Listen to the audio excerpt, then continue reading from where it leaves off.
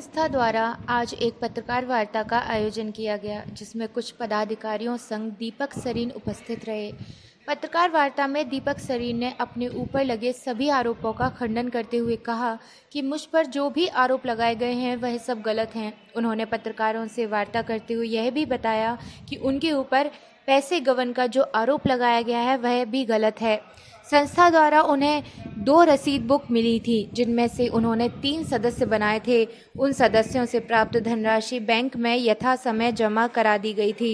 वहीं उन्होंने यह भी बताया कि पिछले दिनों उनको कुछ सदस्यों द्वारा धमकाया गया था, जिसके बाद उन्होंने उन लोगों के खिलाफ कानूनी कार्यवाही की है।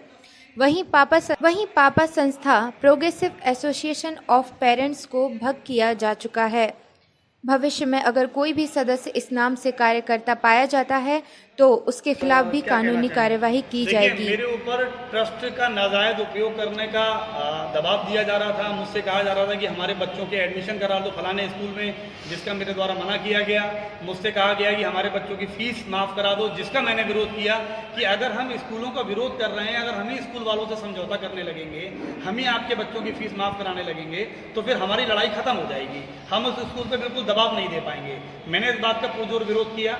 दूसरी बात, हमारे इस रजिस्टर में जैसे आप ये पेपर देख रहे हैं, सारी पत्रावलियाँ मैंने आप सभी साथियों को दी हैं। किसी भी संस्था या एनजीओ के अंदर एक कायदा होता है काम करने का कि पहले हस्ताक्षर होते हैं, प्रस्ताव पास होता है, सब लिखा पढ़ी होती है, उसके बाद कोई खर्चा होता है। इन लोगों ने बिना किसी लिखा पढ़ी के 60,000 रुपये जो इनके पास आए वो अपनी मनमर्जी से खर्च कर दिए। ये सरासर गलत है। पहले जो पैसा आया वो बैंक में जमा होना चाहिए था, एक बिल जमा होता, बिल जमा होने के बाद बाकायदा उसका भुगतान किया जाता, उस पर प्रस्ताव पारित होता, लेकिन इन्होंने ऐसा कुछ भी नहीं किया। रही बात इनकी कि इन्होंने मुझे ट्रस्ट से निकाल दिया है। आप सभी साथियों को मैंने कुछ पेपर सौंपे हैं, उन पेपर में बड़ा स्पष्ट है कि ये ट्रस्ट मेरे द्वारा निष्पादित किया गया था। इस ट्रस्ट का मैं मुख्य ट्रस्टी हूँ। देखिए, मैंने इन लोगों ने जो गलत किया है उसके खिलाफ मैंने धारा 420, 504 और 506 सहित आदि विभिन्न धाराओं में आपराधिक मुकदमा इनके खिलाफ रजिस्टर करा दिया है। जल्दी जनता के सामने सारा का सारा सच बहुत जल्दी खुल के आने वाला है। कौन लोग हैं और क्या नाम है इनके, कितने लोग हैं?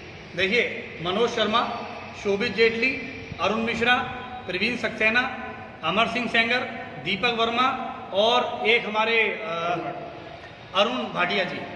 इन 7 लोगों ने मिलकर पापा बुक बैंक चलाई। पापा बुक बैंक चलाने के बाद, अच्छा, वो एक और दिलचस्प बात कहते हैं कि पापा बुक बैंक दीपक सरीन ने चलाई। जितनी भी रसीदें कटी हैं सब उनके हाथ की कटी हैं, जितने हस्ताक्षर हैं सब तो उनके हस्ताक्षर हैं।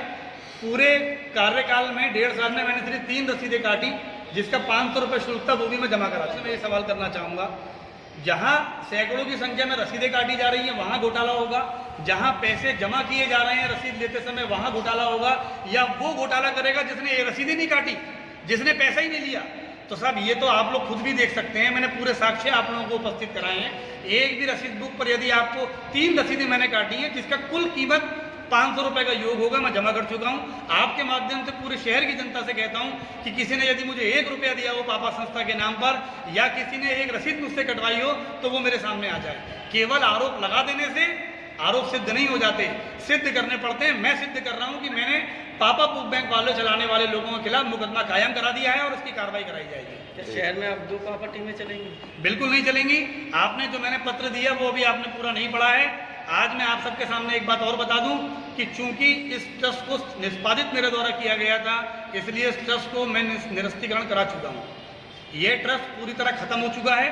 अब इस ट्रस्ट के माध्यम से अगर कोई व्यक्ति प्रोग्रेसिव एसोसिएशन ऑफ पेरेंट नाम का प्रयोग करके ग्रुप बनाता है, सोशल मीडिया चलाता है, या फिर कोई लेटरबाजी करता है, तो आप ये मानिएगा कि मैं उसके खिलाफ 420 का एक और मुकदमा दर्ज कराऊंगा। पापा टीम एक ही थी, एक ही रहेगी। जल्दी आप लोग हमारे नए संगठन की पूरी राष्ट्रीय कार्यकारिणी के साथ इस संस्था को एक बड़े स्तर पर काम करते हुए देखेंगे।